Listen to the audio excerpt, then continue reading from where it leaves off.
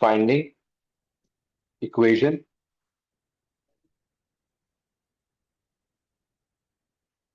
of circle using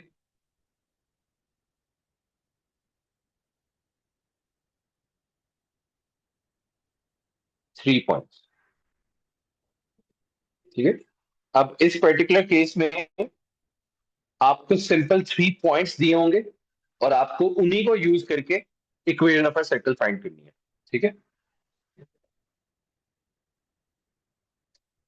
example देखें।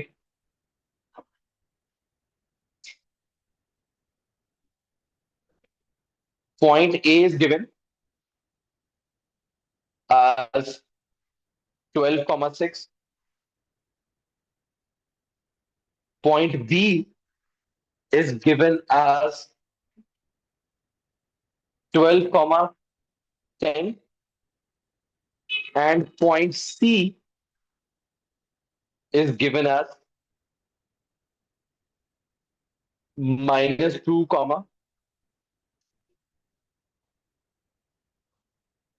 10.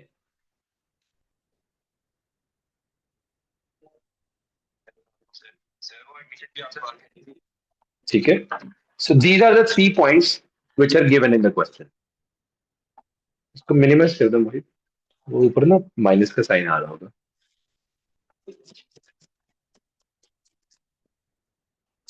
सबसे ऊपर हो जाएगा। हाँ, ये बस ठीक है। बस ठीक है। अच्छा, आपके पास तीन कोऑर्डिनेट्स है। अब इन तीनों कोऑर्डिनेट्स को यूज करके you need to find equation of a circle. आपको नहीं आपको नहीं पता कि सेंटर कहां पर है। आपको नहीं पता कि इनमें से डायमीटर कौन सा है। आपको कुछ भी नहीं पता। इसके लिए एक चीज याद रखें, एक प्रॉपर्टी हुआ करती थी, triangle. Triangle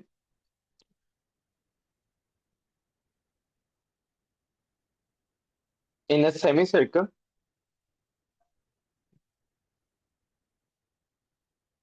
is right angle triangle.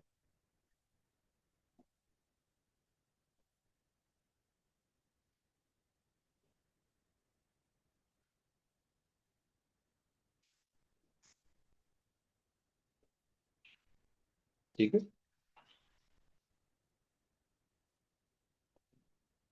और अगर मैं ये देखो, मैं आपको बना के दिखाता हूँ।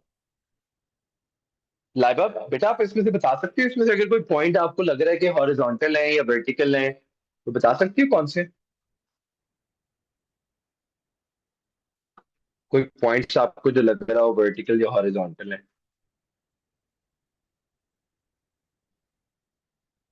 कोई पॉइंट्स वर्टिकल हॉरिजॉन्टल लग रहे हो।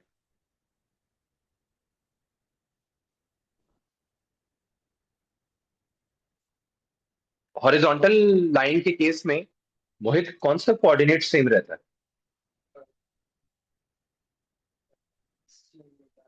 वाई सेम रहता है। तो अगर आप देखो, इन दोनों कोऑर्डिनेट्स का वाई सेम है और एक्स चेंज हो रहा है, विच मीन कि ये दोनों कोऑर्डिनेट्स जो है वो एक हॉरिजॉन्टल लाइन पे है। ठीक है। और वर्टिकल लाइन का जनरल क्या होता था, एक्स सेम रहता था और वाई चेंज होता था। तो अगर आप देखो तो इन दोनों का एक्स कोऑर्डिनेट सेम है, विच मीन कि आपके पास यहां पर ए है, यहां पर बी है, यहां पर सी है, और A is a vertical line, B to C is a horizontal line. General, horizontal line में और वर्टिकल लाइन के दरमियान में एंगल क्या होता है, 90 डिग्री। विच मीन्स यहां पर आपका क्या एंगल है, 90। ठीक है, ट्राइंगल पूरा हो गया। अब इस प्रॉपर्टी के accordingly side opposite side opposite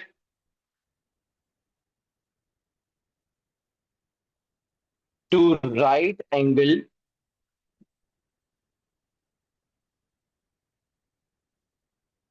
is considered as diameter. तो लाइबा इस केस में डायमीटर कौन सी लाइन हुई बेटा? Sir AC। ए सी। और अब्दुल्ला भाई, ये डायमीटर का मिड पॉइंट क्या होता है?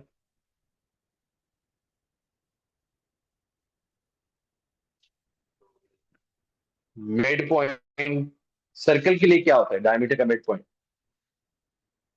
सर्कल का क्या होता है? सेंटर। तो बेसिकली अब हमने ए और सी का सेंटर निकालना, ठीक है। अब ए और सी का सेंटर कैसे निकलेगा, which means mid point.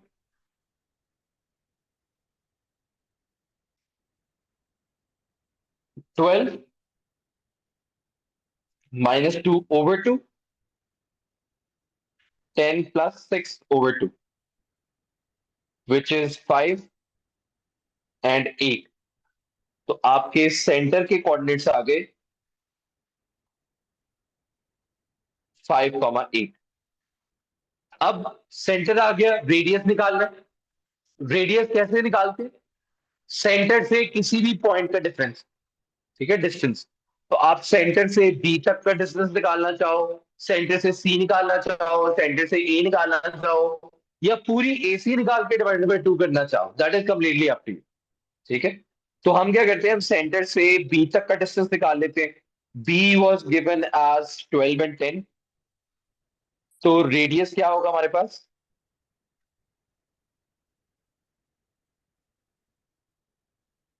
12 - 5 whole square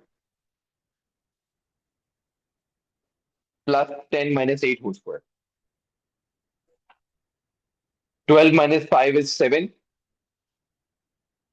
+2 square, which will be 53 का स्क्वायर रूट, ठीक है। तो आपके पास इक्वेशन ऑफ अ सर्कल क्या होती है? x - h whole square +y - k whole square is equal to r²। तो h की क्या वैल्यू है? 5। y की क्या वैल्यू, k की क्या वैल्यू है? 8। और r² की क्या वैल्यू है? 53।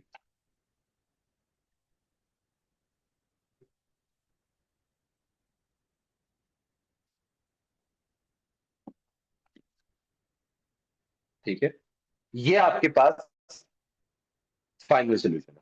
और ये क्वेश्चन जो है, इट इज 3 to 4 मार्क्स, ठीक है। एक इसका बहुत ही मुश्किल वेरिएंट है, बट वो कभी भी नहीं आया, but we are not gonna discuss. But ये वाला जो है, ये एक दफा आया हो, ठीक है, तो इसलिए वही डिस्कस है। तो ये 3 to 4 मार्क्स का है। अब जरा चलते हैं टॉपिकल में, ठीक है। टॉपिकल में जाके थोड़े से और क्वेश्चंस देखते हैं, एंड उसके बाद फिर हम आगे चलते हैं। अच्छा जी। अह, हम ये तो नहीं करेंगे क्योंकि उसमें वो है। चलो जी, ये मेरा ख्याल है देखते हैं। ये वाला 40 पहले तो नहीं किया हुआ।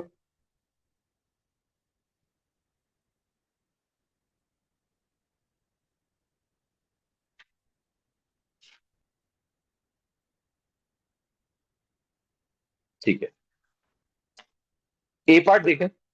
वो कह रहा है आपने रेडियस।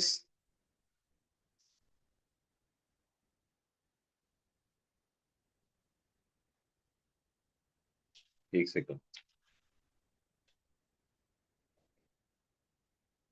मैंने पता नहीं किसको फोन कर लिया, किसी की आवाज आ रही थी अचानक। अच्छा, मुझे बताएं कि आपने रेडियस निकालना है। रेडियस निकालने के लिए आपकी इक्वेशन प्रॉपर सर्कल वाले फॉर्मेट में होनी चाहिए। अभी आपकी इक्वेशन सर्कल वाले फॉर्मेट में नहीं है। आप इसको कंप्लीटिंग द स्क्वायर के थ्रू जनरल फॉर्मेट में ले जाएं। और उसके बाद मुझे बताएं कि रेडियस क्या बन रहा है। अब्दुल्ला एंड लाइबा, जल्दी से इसको प्रॉपर फॉर्मेट में लेके जाओ कंप्लीटली द स्क्वायर के थ्रू, और फिर मुझे बताओ कि रेडियस का आंसर क्या बन रहा है।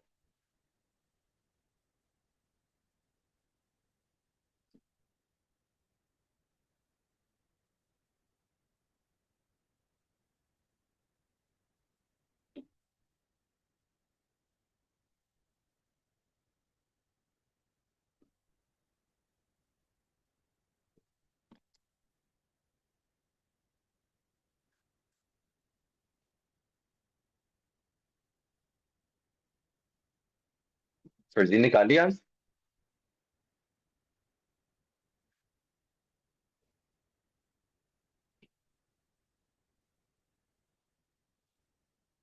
फर्जी,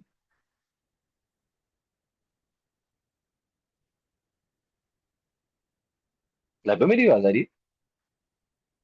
Yes, sir.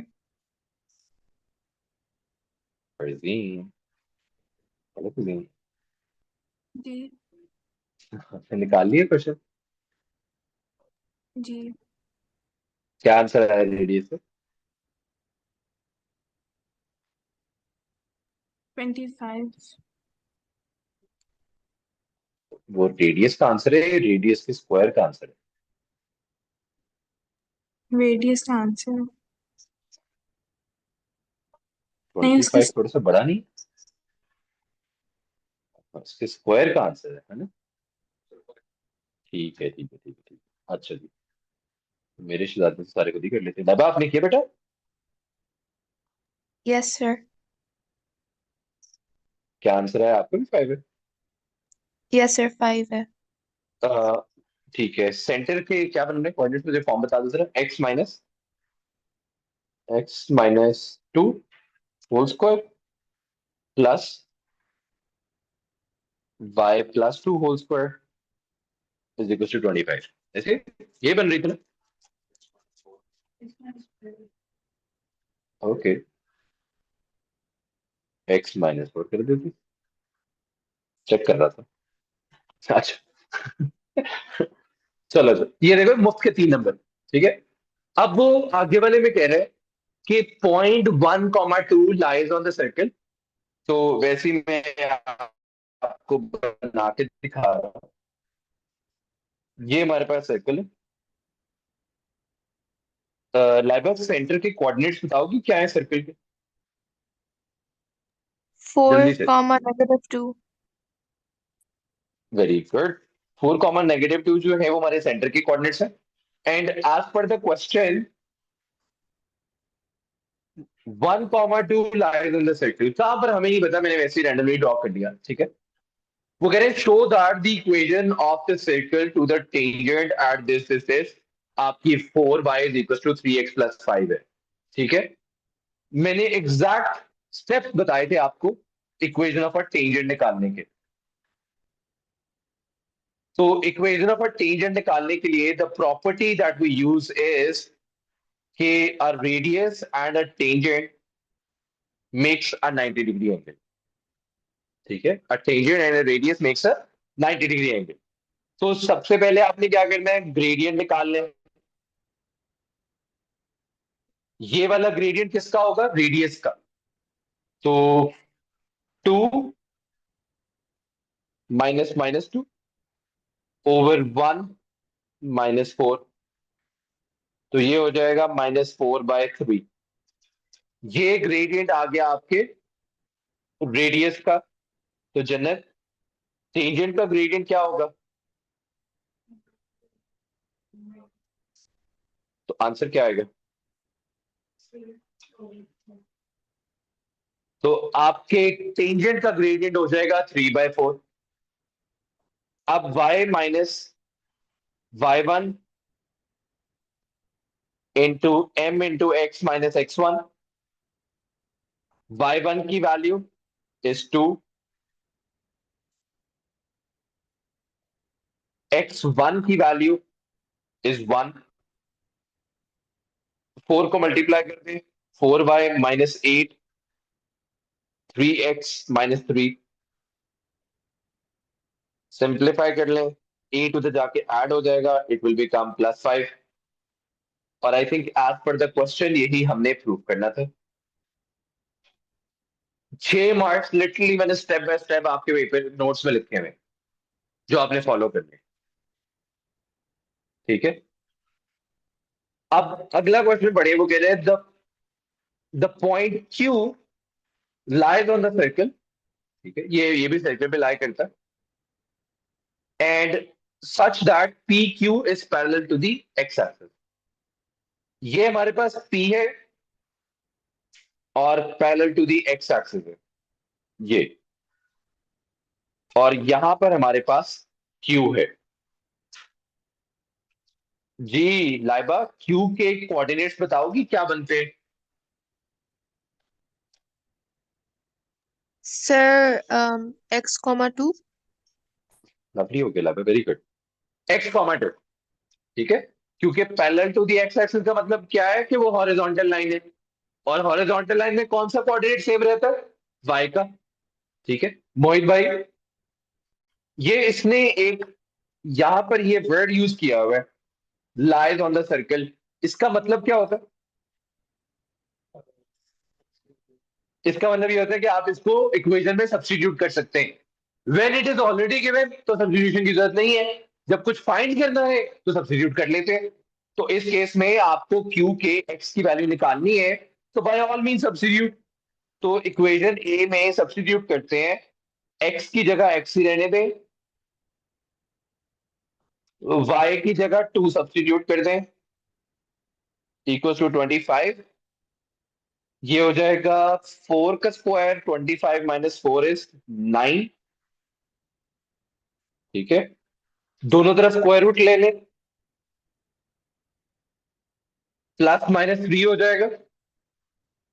एक दफा प्लस के साथ सॉल्व कर लें, एक दफा माइनस के साथ सॉल्व कर लें, तो you will get to values of x, one is 1, the other one is 7। 1 already P के साथ एसोसिएटेड है। ठीक है, तो क्यू की क्या वैल्यू होगी?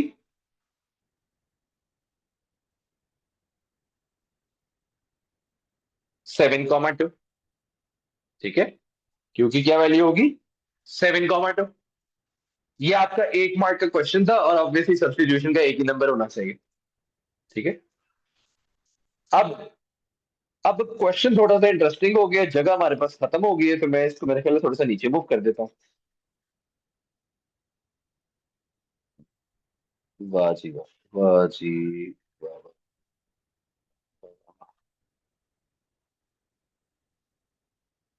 अच्छा जी,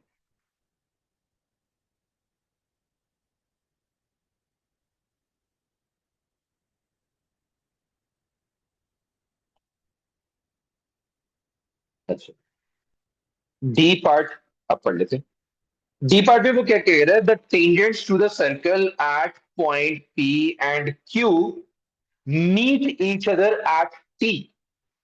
आपने किसके कोऑर्डिनेट्स निकालने? टी के। ठीक है, तो क्वेश्चन कह रहा है कि भाई आपके जो टेंजेंट नंबर 1 है और जो टेंजेंट नंबर 2 है, कुछ ऐसे करके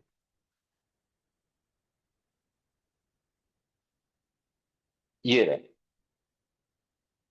ये दोनों टेंजेंट्स मीट कर रहे हैं एक पॉइंट टी पर। ठीक है, फिर पॉइंट टी का मैथमेटिकल नेम क्या होगा?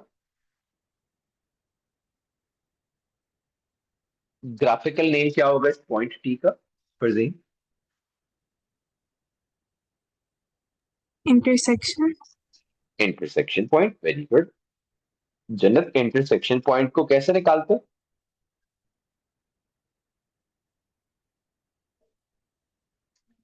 साइमल्टेनियसली सॉल्व करके, वेरी गुड। देखा, कौन कहता है कि जलालत के बाद इंसान को नहीं आता? ठीक है, अब एक इक्वेशन चाहिए पी की, which is already founded in part 2। ठीक है, दूसरी इक्वेशन चाहिए पॉइंट क्यू की।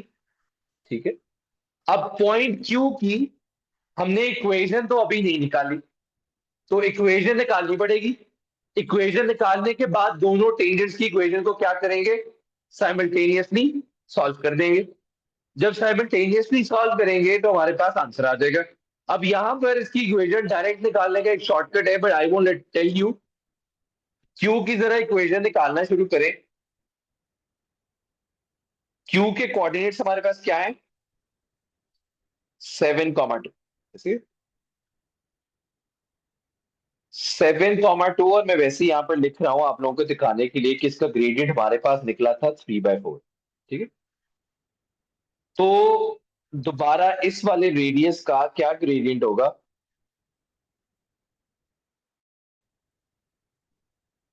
2 - -2 over 7 - 4, which will be 4/3। और इस टेंजेंट का ग्रेडियंट क्या बनेगा, -3/4।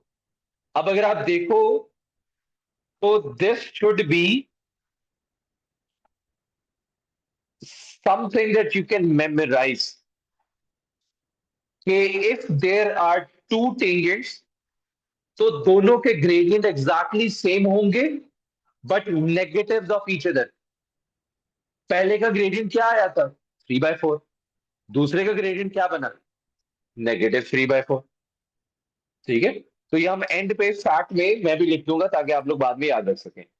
तो इस ट्रायंगल की इक्वेशन क्या बनती है, y - y1 = -3/4 x - x1। आपके पास y1 की क्या वैल्यू है, 2। x1 की क्या वैल्यू है, 7। 4 को उधर मल्टीप्लाई कर दें, this will become 4y -8 -3x +21, and this will become 4y -3x +29। ये आपकी दोनों इक्वेशंस हो गई, एक लेफ्ट साइड पे लिखी हुई है और एक राइट साइड पे लिखी हुई है, एक ब्लू बॉक्स में और एक रेड बॉक्स में। इन दोनों को साइमल्टेनियसली सॉल्व कर लें। सिंस दोनों लीनियर इक्वेशंस हैं, तो by all means you can solve them by elimination method as well, जो मैं करने लगा हूं। दोनों इक्वेशंस ऊपर नीचे लिख दी, दोनों को ऐड कर दिया, this will become 8y, this will become 34। What is 34 divide by 8, what is 34 divide by 8, 32, 4.25। 4.25 आपकी y की वैल्यू होगी। x की वैल्यू के लिए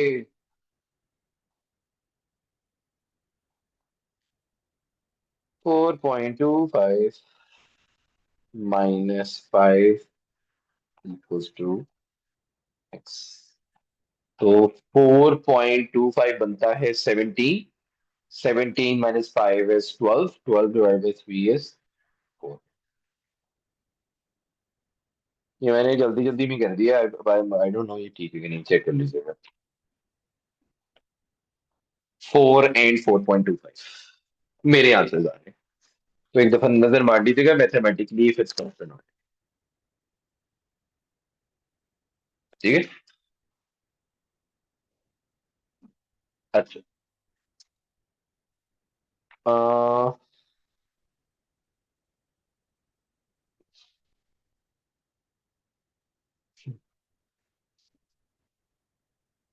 वो सारे ना बहुत ज्यादा इफ्स एंड बट्स हैं, बट ये देखो, ये वर्टिकल लाइन, इसका भी कोऑर्डिनेट 4 है, इसका भी कोऑर्डिनेट 4 है, इसका वाई कोऑर्डिनेट्स डिफरेंट है, विच इज 4.25। ठीक है, बट अगेन ये बहुत सारे इफ्स एंड बट्स हैं।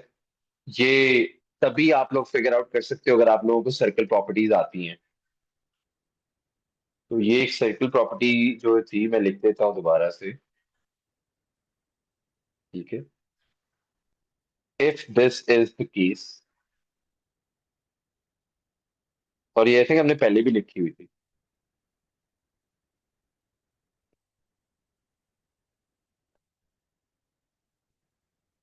has to be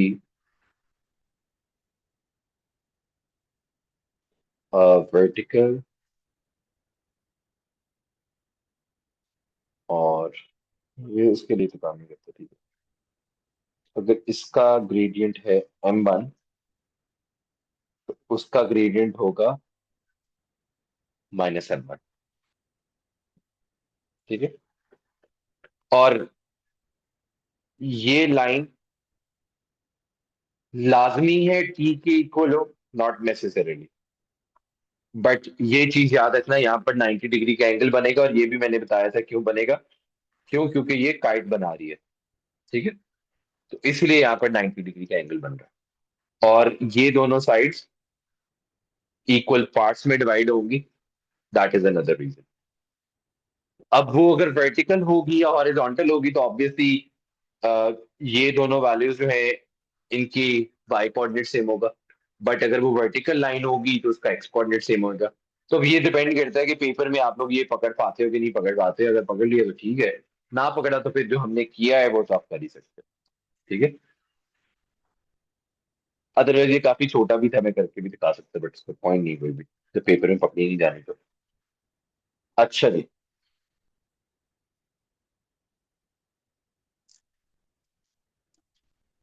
अह,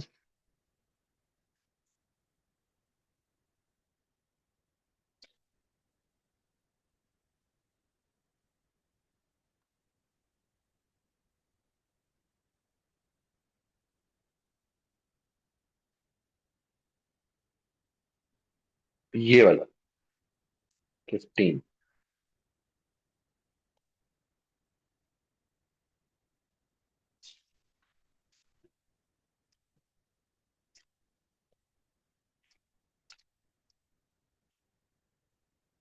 अच्छा,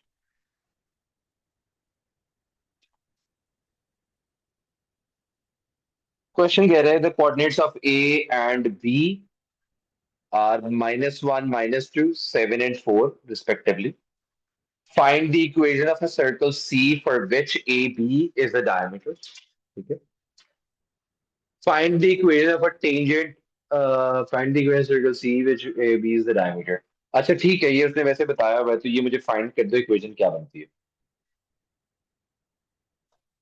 ए बी अगर डायमीटर है मोहित भाई, तो सेंटर के कोऑर्डिनेट्स कैसे निकलेंगे?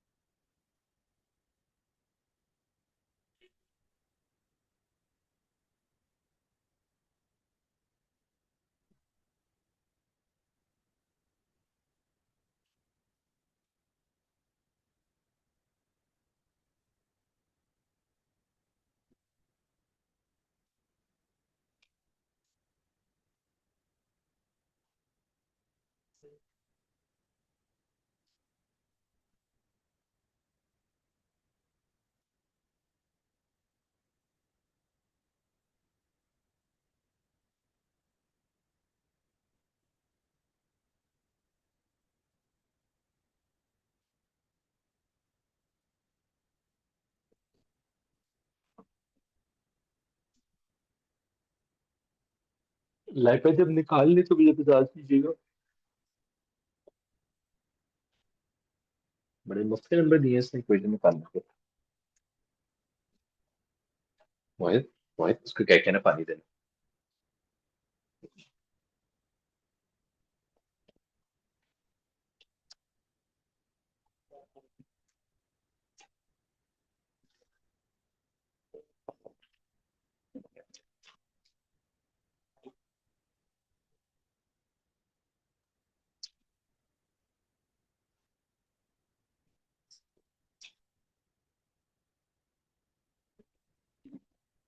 हेलो जी, तुम दोनों क्लास में क्यों नहीं आए? मूसा भी नहीं आया।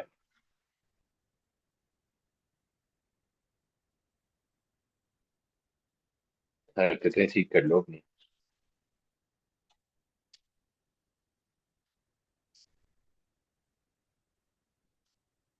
ठीक है, पूछो उससे भी क्या मसला है, उसके साथ।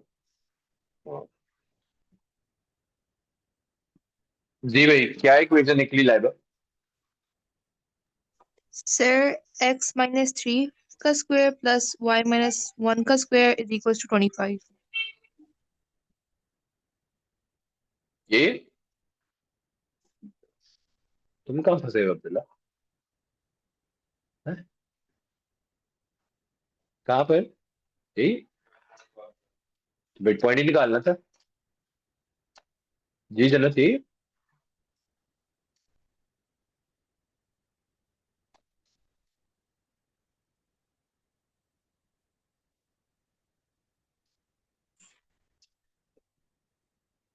जी फरजीन, आपका यही आंसर है बेटा?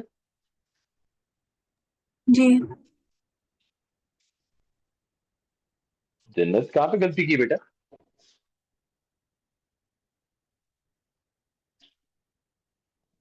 जल्दी बोलो ना। पंजाबी की कहावत है जन्नत, सोची पिया तो बंदा गया। जल्दी बताओ कहाँ पर। मिड पॉइंट गलत है। 7 - 1/2 and 4 - 2/2। 7 - 1 is 2, 6, 6/2 is 3, और ये 2, सॉरी 1। इसमें क्या मतलब था, 3 और 1?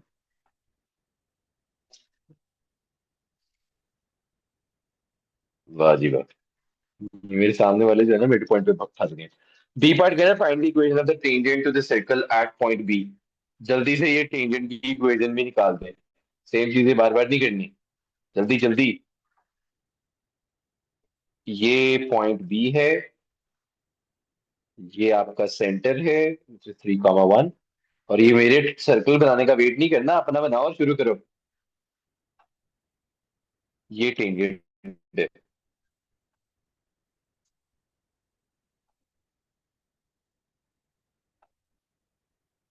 इसकी इक्वेशन निकालनी है। अब्दुल्ला भाई, आपने बतानी है।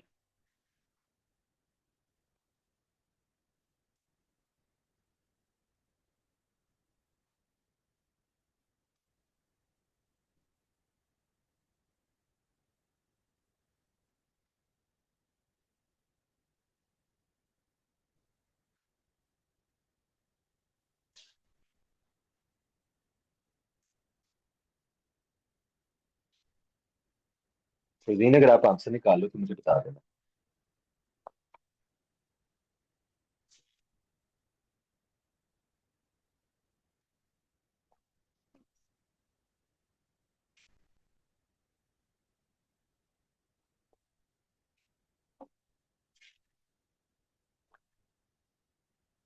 अरे, आपकी दोस्त मेरी क्लास में है, बुशरा।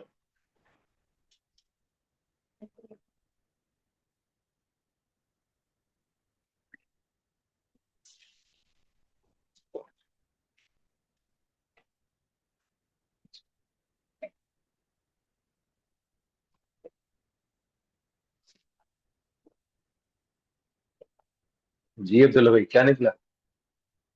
हाँ, बस पीछे से देखते रहो। वो सीआईबी में मैं रजिस्टर ले और लो बाहर पड़ा। मोहित निकाल लिया। तो तुम यहाँ पर तोतरो डालने आए हो, जल्दी करो।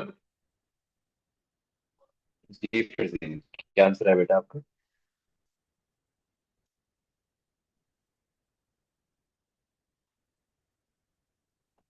फरजीन, फरजीन, फरजीन। फरजीन, आंसर बताना है। सिर्फ फोर गाने ही एक्स नहीं गवाना है उससे। 4x plus four three X Y आगे आगे 4x plus 3y minus 40। Equals to minus 40। 40 equals to 0। Yes. सारा कुछ एक ही तरफ मूव कर दिया, क्यों? मैं दिल कर रहा था। यार, उसने वैसे इक्वेशन पूछी थी फिजिक्स, ये हरकत ना किया करो, कोशिश करो कम से कम वाई की फॉर्मेट में रहने दो। सब कुछ ही एक तरफ मूव कर दिया। अच्छा, बी के कोऑर्डिनेट्स हैं 7, 4। तो इसका ग्रेडियंट क्या निकलेगा? n1 का 4 - 1/7 - 3, which is 3/4। M2 का ग्रेडियंट क्या निकलेगा? That is -4/3।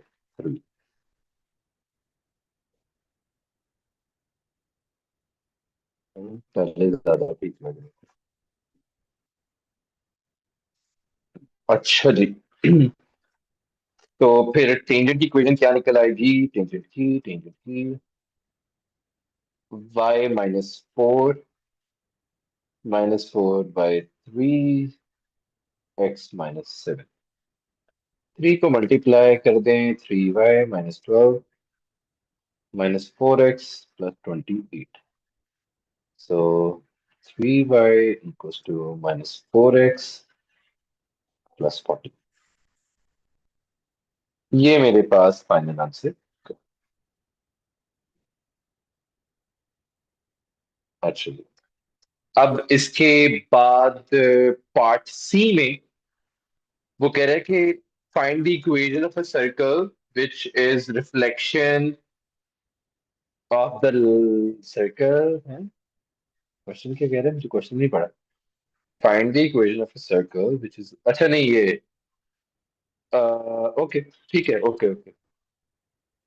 ये देखो, क्वेश्चन कह रहा है कि अब आपने एक न्यू सर्कल की इक्वेशन फाइंड करनी है जो कि रिफ्लेक्टेड है एट पॉइंट टी। ठीक है, तो टी के कोऑर्डिनेट्स क्या थे? सॉरी, बी के कोऑर्डिनेट्स 7,4 और सेंटर के कोऑर्डिनेट्स क्या थे? 3,1। और ये थी हमारी लाइन की। तो अगर आपका सर्कल जो है वो रिफ्लेक्टेड है on to the other side, तो this does not change anything about the circle. ठीक है, तो इसका मतलब क्या है कि रेडियस अभी भी उसका वही है जो पहले था। पहले वाले का रेडियस का स्क्वायर भी 25 था, न्यू वाले सर्कल के रेडियस का भी 25 ही है। बट प्रॉब्लम है सेंटर के कोऑर्डिनेट्स का। ठीक है, हमें सेंटर के कोऑर्डिनेट्स नहीं पता। तो सेंटर के कोऑर्डिनेट्स देखो, 3,1 से आप 7,4 पे कैसे जाओगे? 4 आगे, ठीक है, और 3 ऊपर, ऐसे। अगर आपने 3,1 से 7,4 जाना है तो आप कैसे जाओगे? 3 से 7 पे जाने के लिए 4 आगे, 1 से 4 पे जाने के लिए 3 ऊपर। और सिमिलरली जब इधर से आगे जाओगे तो इधर से आगे कैसे जाओगे? +4 और 3 ऊपर, क्योंकि रिफ्लेक्शन है। रिफ्लेक्शन का मतलब क्या है कि सब कुछ एग्जैक्टली सेम है। तो सब कुछ अगर एग्जैक्टली सेम है तो 7 से 4 आगे विच मीन्स 11 पे, और 4 से 3 ऊपर दैट मीन्स 7 पे। तो आपका 11,7 जो है वो न्यू सर्कल के सेंटर के कोऑर्डिनेट्स हो गए। ठीक है, तो आपकी इक्वेशन क्या बनी? x-11 whole square plus y-7 whole square equal to 25। ये वाला पार्ट अब नहीं आ सकता। ये क्वेश्चन कब का है? ये वाला पार्ट जो है वो अब नहीं आ सकता। वेक्टर्स आपके पेपर 1 से निकल चुके हैं, you are not allowed to use vectors anymore. और ये अभी हमने वेक्टर्स यूज किए हैं। ठीक है, तो ये अब पेपर 1 में नहीं आ सकता इस तरह का क्वेश्चन। ठीक है, और अगर आएगा भी then you need to find a way जिसमें आप इक्वेशंस को सॉल्व करके यूज करके कर सको। अदरवाइज आप ये वाला जो काम मैंने अभी किया है आप वो नहीं कर सकते। ठीक है, दैट यूजेस वेक्टर्स, और vectors are not allowed anymore. ठीक है, ठीक है। अच्छा, अब हमारा ये खत्म हो गया। अब इसके बाद हम दोबारा क्वाड्रेटिक्स और डॉट्रिक्स को नहीं देखेंगे। Now we will start off with a new chapter which is binomial expansion. ठीक है, इस है तीन,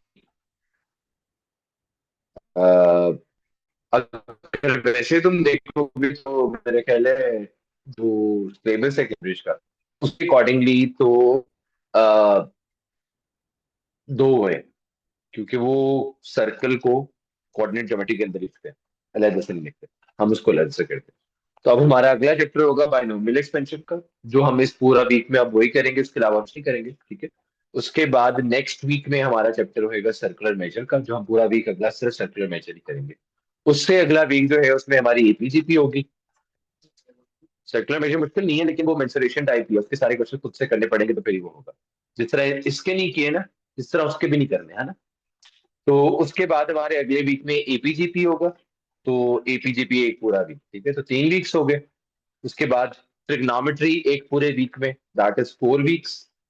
फिर आपके 5th वीक में फंक्शंस, और 6th वीक में भी फंक्शंस, ठीक है। फंक्शंस 2 हफ्ते में करेंगे, 6 वीक्स हो गए। और आपके आखिरी वाले 2 वीक्स जो हैं उसमें डिफरेंशिएशन और इंटीग्रेशन, तो 8 वीक्स बनते हैं। तो आज हम किस डेट पे बैठे, आज हम किस उसमें आज क्या डेट है, 19 जैन। तो 19 जैन में अगर हम 8 वीक्स ऐड करें तो क्या बनते हैं, 4 और 6। तो प्रॉब्लली 6 वीक्स के अंदर खत्म हो जाएगा, बाय 28 ऑफ फेब हमारा सिलेबस जो है वो P1 का खत्म हो जाएगा। देन फ्रॉम मार्च ऑनवर्ड्स हम स्टार्ट करेंगे M1, ठीक है। और मार्च में इंशाल्लाह M1 भी खत्म हो जाएगा। M1 के वैसे तो 4 चैप्टर, अगेन 4 चैप्टर है, बट अगर आप उसको डिटेल में पढ़ो तो वो 4 नहीं है, 6। तो हम 6 पढ़ेंगे, 4 नहीं पढ़ेंगे। आप लोग जा सकते हैं 13 11,